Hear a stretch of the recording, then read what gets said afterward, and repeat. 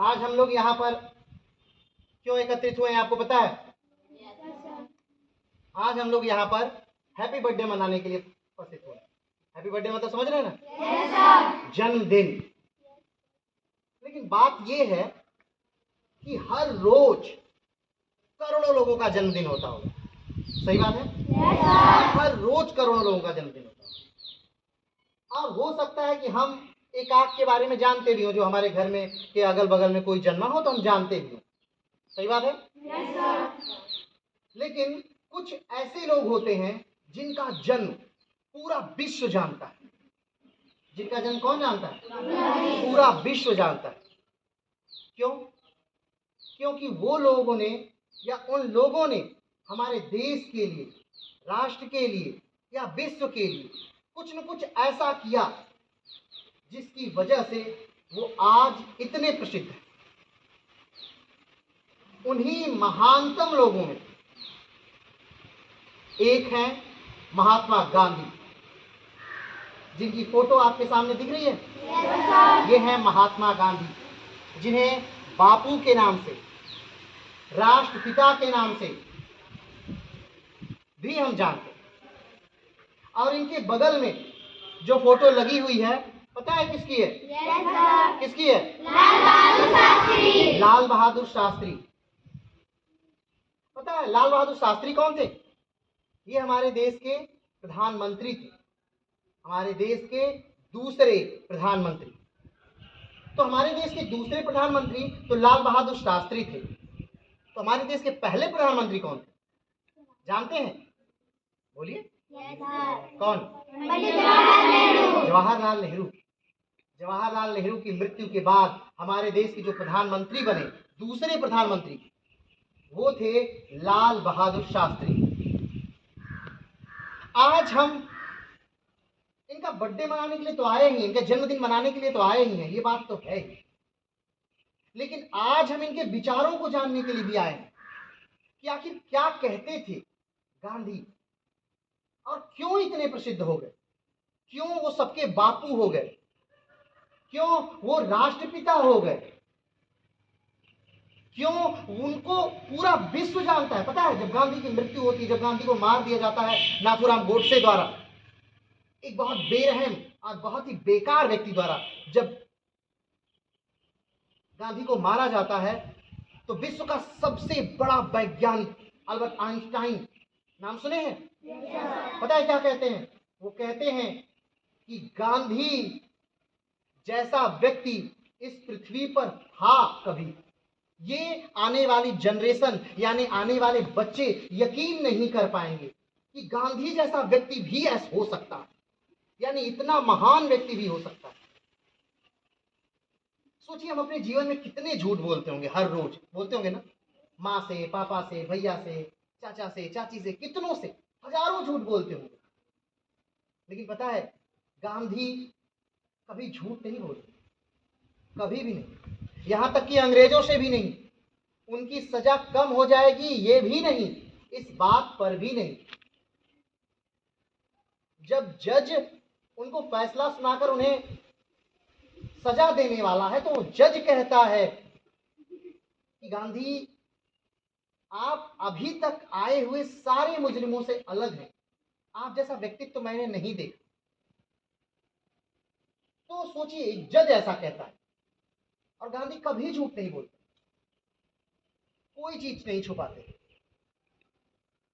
अगर हम गांधी के बारे में शुरू से बातें करें तो मुझे नहीं लगता इनका जन्मदिन बताने की आपको जरूरत होगी। जरूरत है? इनका जन्मदिन जानते हैं आप लोग? कब है बताइए? 2 अक्टूबर 1869 में इनका जन्म हुआ था। राज्य पता है आपको? कौन सा? गुजरात। हाँ, इनका राज्य था गुजरात, पोरबंदर, काठियावाड़। एक ऐसा व्यक्ति जो जन्म लेता है, धीरे धीरे बड़ा होता है, फिर वकालत करता है। क्या करता है? वकालत करता है। उस समय सबसे बड़ी पढ़ाइयों में, सबसे महत्वपूर्ण पढ़ाइयों में एक पढ़ाई थी, क्या? वकालत। आज भी होती है वकालत, आज भी लोग पढ़ते हैं LLB के नाम से, LLM के नाम से आज हम उसे जानते हैं। उस समय बैरिस्टर के नाम से हम जानते थे। तो बैरिस्ट्री की पढ़ाई करने के लिए कहाँ जाते हैं पता है? इंग्लैंड जाते हैं। वहां पर जाकर ये पढ़ते हैं और इंग्लैंड से जब वापस आते हैं तो फिर इन्हें अफ्रीका से बुलावा आता है कि आइए हम लोगों के लिए कुछ करिए, हम लोगों का केस लड़िए अफ्रीका में अंग्रेजों के खिलाफ। भारत पे तो अंग्रेजों का कब्जा था ही, अफ्रीका पर भी अंग्रेजों का कब्जा था। गांधी वहां जाते हैं और पता है वहां गांधी के साथ एक घटना होती है। ट्रेन से गांधी को निकाल करके, इनके पास टिकट होता है फिर भी बाहर फेंक दिया जाता है गांधी को निकाल कर। पता है क्यों? क्योंकि ये काले थे, हम सब काले हैं। गोरे ये मानते थे कि काले व्यक्तियों को अधिकार नहीं है फर्स्ट क्लास से इसी में ट्रेवल करने का, यानी जाने का अधिकार नहीं, इसलिए इनके पास टिकट था फिर भी ट्रेन से निकाल करके इनको बाहर फेंक दिया गया। लेकिन आपके साथ मानती बेइज्जती होती है तो आप क्या करते हैं? आप लड़ जाते हैं, लड़ते हैं ना, हाथ पैर से लड़ते हैं ना। हो सकता है आप उसका मुंह फोड़ दें, लेकिन उससे क्या चीजें बदल जाएंगी? नहीं, उससे चीजें नहीं बदलती हैं। लेकिन गांधी ने लड़ाई ऐसी नहीं लड़ी। गांधी ने कहा लड़ेंगे तो हम जरूर, लेकिन इस पुलिस वाले से नहीं जिसने मुझे फेंका है, नहीं, इस व्यवस्था से, इस शासन से हम लड़ेंगे। और गांधी ने जैसा कहा वैसा किया। गांधी ने लड़ा शासन से। और पता है एक समय ऐसा आ गया कि सारे अंग्रेज मान गए कि हाँ, जो अधिकार अंग्रेजों का है वही अधिकार काले लोगों का भी है। और अफ्रीका में उन्होंने बिना लड़े चीजों को क्या कर दिया? बदल दिया। और फिर वापस आते हैं कहां? भारत। क्या आप जानते हैं भारत कब आए थे महात्मा गांधी? कब आए थे? 1915। हाँ, एकदम सही जवाब। 1915 में महात्मा गांधी भारत आते हैं और भारत को बस घूमते हैं, देखते हैं। क्यों? क्योंकि इनके गुरु कहते हैं, गोपाल कृष्ण गोखले, कि अभी सिर्फ देखो, चीजों को समझो, भारत को गहराई से जानो, उसके बाद कुछ करो। आपको पता है 1916 में लखनऊ अधिवेशन में महात्मा गांधी से मिलते हैं। कौन मिलता है? राजकुमार शुक्ल मिलते हैं। और राजकुमार शुक्ल इन्हें बिहार में चंपारण में आने का निमंत्रण देते हैं। पहले गांधी जी उनकी बात को गंभीरता से नहीं लेते, लेकिन फिर मानते हैं उनकी बातों और फिर आते हैं बिहार में। और 4 महीने के अंदर तिनकठिया पद्धति को क्या कर देते हैं? बंद कर, समाप्त हो जाती है तिनकठिया पद्धति। बगान मालिक यहां से छोड़ करके चले जाते हैं। सोचिए, एक अकेला आदमी जीतता है शासन से, बहुत बड़ी बात। क्या आपकी याददाश्त में कोई ऐसा आदमी है जो शासन से बैर लेता हो और जीत गया हो? सीधे सरकार से आदमी जीतता है। ये कब की घटना है? 1917। 1917 जब गांधी जी चंपारण आए। और यहीं पर महात्मा गांधी वहां की स्थिति को देख करके, सूट पैंट कोट पहनने वाला व्यक्ति कहता है कि नहीं, मैं प्रण करता हूं, मैं आज के बाद कभी भी अपने पूरे बदन पे कपड़े नहीं पहनूंगा, मैं बस एक ही धोती पहनूंगा। और तभी से महात्मा गांधी 1917 से बस एक धोती पहन के रहते हैं पूरे जीवन। सोचिए, क्या आप ऐसा कभी कर पाएंगे? मतलब क्या महानता है। एक आदमी बोल दिया कि नहीं, अब हम पूरे जीवन क्या पहनेंगे? सिर्फ एक धोती पहने। और इसी चंपारण आंदोलन में उन्हें क्या दिया जाता है? महात्मा की उपाधि दी जाती है। कौन देता है महात्मा की उपाधि? रविंद्रनाथ टैगोर इन्हें महात्मा की उपाधि देते। और तब से बापू महात्मा हो जाते। क्या हो जाते हैं? महात्मा हो जाते। ये देखिए गजब की बात। और लेकिन उसके बाद इनका कारवां रुकता नहीं। ऐसा नहीं कि कोई एक बड़ा कार्य कर लिया तो उसके बाद क्या हो गया, बस एक कार्य नहीं, उसके बाद तो इनका असली कारवां शुरू होता है। उसके बाद गांधी चलते हैं 1917 के बाद। फिर 1918 क्या होता है? 1918 में अहमदाबाद मिल मजदूरों की भूख हड़ताल। उसमें भी महात्मा गांधी की पहली भूख हड़ताल थी और उसमें भी वो क्या होते हैं? जीतते हैं। उसके बाद क्या होता है पता है? सही जवाब, खेड़ा सत्याग्रह। और उसमें भी महात्मा गांधी क्या होते हैं? जीतते हैं। लगातार गांधी की रफ्तार चलती रहती। गांधी फिर एक आंदोलन चलाते हैं, असहयोग आंदोलन। किसके बाद? जलियांवाला बाग हत्याकांड के बाद असहयोग आंदोलन चलाते हैं। और असहयोग आंदोलन को गांधी 1922 में क्या ले लेते हैं? वापस ले लेते हैं। क्यों वापस लेते हैं? कोई बताएगा? वापस क्यों लेते हैं गांधी 1922 का असहयोग आंदोलन? सही जवाब, काकोरी हत्याकांड के बाद। जब बहुत सारे लोग एक थाने को घेर लेते हैं और वहां पर थाने में आग लगा देते हैं और 22 पुलिस वाले जिंदा जला दिए जाते हैं, तब गांधी कहते हैं कि नहीं, अभी हमारा देश तैयार नहीं है आजादी के लिए। आज आप दूसरों के खिलाफ ऐसा कर रहे हैं, कल अपनों के खिलाफ ऐसा करेंगे, तो ये सही नहीं है। किसी को मारना सही नहीं है, हिंसा सही नहीं है। सारी बातें कैसी होनी चाहिए? बिना मारे, बिना हिंसा से कह के होनी चाहिए। विरोध होना चाहिए, लेकिन कैसे? बिना हिंसा के। सही बात है कि नहीं? और वैसे ही करते हैं गांधी। मतलब जितना कहा जाए, जान लीजिए गांधी के बारे में, उतना कम है। एक दूसरे देश का, एक गुलाम देश का व्यक्ति जब इंग्लैंड में जाता है, जहां के लोग यहाँ पे हमारे पे देश पे शासन कर रहे हैं, वहां पे जब जाते हैं, ये भीड़ लग जाती है लोगों की। सोचिए, ऑटोग्राफ के लोग भीड़ लगा देते हैं, एकदम भीड़ लगी हुई है गांधी से मिलने के लिए। सोचिए, एक गुलाम देश का आदमी है, इतनी भीड़ क्यों? एक गुलाम देश के आदमी से वहां का प्रधानमंत्री बैर रखता है, चर्चिल। वो हमेशा कहता है गांधी मरा कि नहीं, गांधी मरा। सोचिए, प्रधानमंत्री एक देश के आम आदमी से बैर रखता है। सोचिए इसकी महानता, इनकी महानता कितनी होगी भाई, सोच के आश्चर्य होता है। आज के समय में हमें अगर कोई एक झापड़ मारे तो हम क्या करेंगे? हम पलट के वार करते हैं, यही होता है ना। लेकिन गांधी का क्या नेचर है? अगर गांधी को कोई मारे तो गांधी क्या करेंगे? बोलिए, गांधी को अगर एक गाल पे कोई एक झापड़ मारे तो गांधी क्या करेंगे? गांधी रुकेंगे, दूसरा गाल देंगे, भाई साहब लीजिए इस पे अब मारे। और दूसरी गाल पे भी जब मार लेगा तो फिर पहला गाल देंगे, अब मारे। और तब तक मारते रहिए जब तक आपको संतुष्टि न मिल जाए। लेकिन एक बात बताइए, क्या मारने वाला मार पाए? कितना मार पाए? चलिए मान लेते हैं एक मार पाएगा, दूसरा भी मार सकता है, लेकिन क्या तीसरा मार पाएगा? क्या उसकी अंतःआत्मा नहीं सोचेगी कि हम क्या कर रहे हैं? सोचिए, गांधी चीजों को बदलते हैं, लेकिन कैसे? अपने तरीके, सत्याग्रह से, असहयोग से। और ये चीजें आज भी कारगर हैं। आज भी जब कोई बड़ा आंदोलन होता है तो पीछे किसकी फोटो लगती है? महात्मा गांधी की, और सब लोग बैठते हैं। भूख हड़ताल होती है, कोई भी हड़ताल होती है या अनशन होते हैं, तो महात्मा गांधी को हम अपना आदर्श मानते हैं। ये सोच से परे है। सच में आइंस्टाइन ने सच कहा था कि ऐसा व्यक्ति कभी था।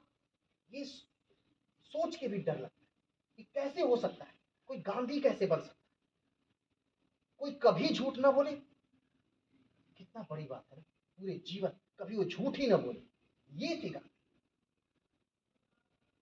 और सिर्फ, चलिए ये तो बात नहीं गांधी की। वैसे एक बात बताएं, एक क्लास में, एक घंटे में, 10 मिनट में, 50 मिनट में गांधी के बारे में बताना संभव नहीं है। गांधी एक सागर है, उनके विचारों का सागर है। उनके बारे में बता देना ये संभव नहीं। हाँ, ये बताना संभव है कि उनका जन्म कब हुआ, उनकी मृत्यु कब हुई, उनके माता का क्या नाम था, उनके पिता का क्या नाम, उनके बच्चों का क्या नाम था, ये बताना संभव है। लेकिन गांधी के विचार, गांधी की सोच, गांधी के कार्य, गांधी की प्रतिभा को बता संभव नहीं। चलिए तो बता ही लेते हैं। इनकी माँ का नाम कोई बालक बताएगा? माँ का क्या नाम था? हाँ बोलिए। सही जवाब, गांधी जी के माता का नाम पुतलीबाई था। और गांधी जी के पिता का नाम? गांधी। सही जवाब, करमचंद गांधी। और गांधी जी का असली नाम क्या था? मोहन गांधी। लेकिन सोचिए, उनका असली नाम मोहन है। क्या नाम है? मोहन। लेकिन अगर हम आपसे कहें कि मोहन को जानते हैं, तो क्या आप जान पाएंगे? नहीं जान, आप नहीं जान पाएंगे। लेकिन अगर हम ये कहें बापू को जानते हैं, तो आप जानते हैं ना। लेकिन क्या बापू इनका नाम था? सोचिए, एक ऐसा व्यक्ति जो बापू है। बापू पता है कौन कहते थे? सब लोग इनको प्यार से बापू कहते हैं। बापू मतलब क्या होता है पता है? पिता। बापू, बापू, पिता, सब लोग प्रेम से बापू पिता कहते हैं, क्योंकि सब गांधी को अपने पिता के रूप में देखते। गांधी जी के 4 बच्चे थे, हरिलाल, मणिलाल, रामदास और देवदास। 4 बच्चे। और गांधी जी की पत्नी का क्या नाम था? कस्तूरबा गांधी। सही जवाब। और सबसे बड़ी बात, हम लोग जिस प्रांगण में खड़े हैं, हम लोग जहां उपस्थित हैं, इस विद्यालय की नींव भी महात्मा गांधी द्वारा रखी है। ये हमारे लिए और इम्पोर्टेंट और जरूरी हो जाता है। सोचिए हमारे लिए कितना गौरव का विषय है, हमारे लिए कितना सम्मान का विषय है कि हम किसके विद्यालय में पढ़ते हैं? हम महात्मा गांधी द्वारा बनाए हुए विद्यालय में पढ़ते हैं। उस विद्यालय में पढ़ते हैं जिसकी स्थापना महात्मा गांधी ने 1924-25 के लगभग में की थी। वो विद्यालय में हम पढ़ते हैं। और आपको पता है पूरे भारत में विद्यालय भी नहीं है, बहुत कम ये विद्यालय है, सिर्फ बिहार और एकाक और राज्यों में बस, और कहीं ये विद्यालय नहीं है। इन विद्यालयों की स्थापना सोच आप जानते हैं महात्मा गांधी ने क्यों की थी? सिर्फ इसलिए ताकि बच्चे हर चीज को करके सीखें। आप सोचिए, आप जानते होंगे कि सारे विद्यालय बहुत छोटे छोटे होते हैं। क्या इतना ग्राउंड किसी विद्यालय के पास होता है? इतना बड़ा जमीन कभी होता है जहां अपना बगीचा है, अपना खेत है, अपना ग्राउंड है, खेलने का अलग ग्राउंड है? कहीं होता है? नहीं होता है। अब बगल के विद्यालयों को देख लीजिएगा, छोटे छोटे। इस विद्यालय को इतना ग्राउंड क्यों दिया गया? ताकि बच्चे कृषि करें, उसको करके सीखें। बच्चे हाथों से अपनी चीजों को बनाएं, उससे बना के सीखें। अभी आप लोग बना रहे हैं कि नहीं? बनाया ना? कक्षा 7 के बच्चे मंदिर भी बना रहे हैं, मंदिर की तीनों शैलियों को बनाना सीख रहे हैं ना? ठीक। कक्षा 8 के बच्चे भारतीय राष्ट्रीय आंदोलन को बना रहे हैं ना? कक्षा 6 के बच्चे हाँ वो भी विज्ञान की चीजों को बना रहे हैं, प्रायोगिक विज्ञान को बना रहे हैं। तो ये गांधी का असली थीम था। इसलिए आप लोग बार बार चीजों को बनाते हैं, बना के सीखते हैं, इसलिए ये चीजें आपको दी जाती है। क्यों? क्योंकि ऐसा गांधी जी चाहते थे। अच्छा एक बात बताइए, किसी चीज को पढ़ लेना से वो चीज आ जाती है या किसी चीज को करने से वो चीज आती है? कैसी आती है? करने से ना। और करने से एक चीज आ गई तो क्या कभी भूलेगी? वो कभी। तो ये थे गांधी। आप सोचिए आप किसके विद्यालय में? तो आप तो बापू के विद्यालय में। चलिए आज की बात, हम लोग कभी भी इनको महात्मा गांधी नहीं कहेंगे, हम लोग क्या कहेंगे? बापू। क्या कहेंगे? बापू। ये तब भी बापू है और आज भी बापू, आने वाले समय में भी बापू। पता है जब गांधी मरे थे ना, या जब गांधी मार दिए गए थे, कब गांधी मारे गए थे पता है किसी को? 30 जनवरी 1948। 30 जनवरी 1948 को दिल्ली में महात्मा गांधी को मार दिया गया। 3 गोलियां इनके शरीर में मारी गई। किसने मारा था? नाथूराम गोडसे ने मारा। एक बहुत ही बेकार किस्म का आदमी। तो जब गांधी मरे तो पूरे देश में क्या बनाई गई? उनकी तेरहवीं सबके घर पे, सबने अपने अपने घर पे दी थी। तेरहवीं समझते हैं ना, जो 13 दिन बाद लोगों को खिलाया जाता है, वो सब लोगों ने अपने अपने घर पे किया। किसकी तेरहवीं? गांधी। क्या ऐसा कोई व्यक्ति आज तक मरा है कि ऐसा हुआ होगा? नहीं, कभी नहीं। ये बस गांधी ही हो सकते।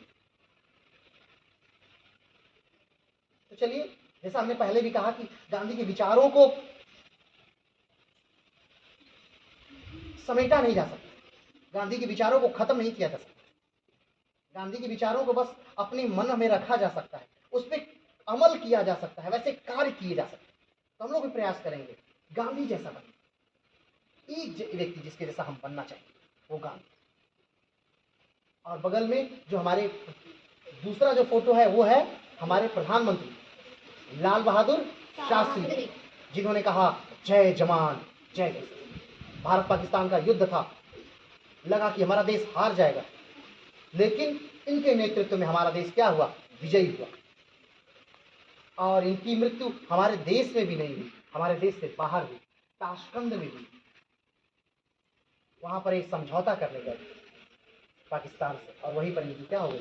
मृत्यु हो गई। जवाहरलाल नेहरू के बाद ये प्रधानमंत्री बने, हमारे देश के दूसरे प्रधानमंत्री। आज 2 महापुरुषों का हैप्पी बर्थडे। तो चलिए आज के लिए इतना ही, लेकिन गांधी के विचारों को कभी भूलना नहीं, ठीक है?